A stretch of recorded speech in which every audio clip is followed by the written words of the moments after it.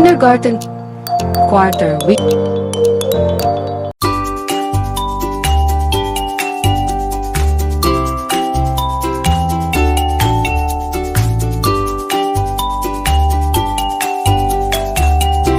Handa na ba kayo matuto?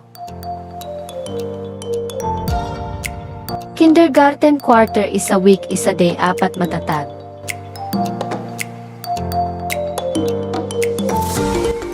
Basahin natin ang ating mensahe sa araw na ito. May iba-iba kaming gawain sa silid-aralan.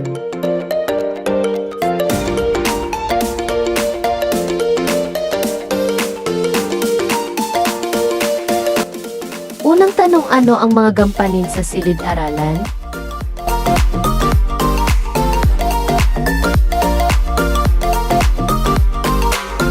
Ating talakayin ang mga gampanin o tungkulin ng mga bata sa loob ng silid-aralan.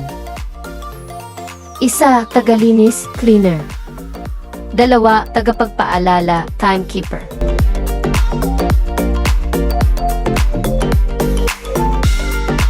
3. Tagapamahala ng gamit, materials manager. 4. Tagabasa ng panalangin, panatang makabayan.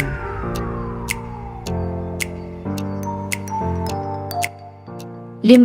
Tagapag-ulat, reporter, little teacher. 6. Peace corner, body mediator.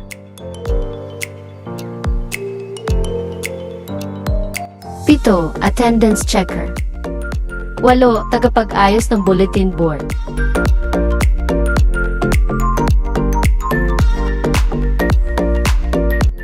2. Tanong. Anong gampanin ang gusto mong gawin?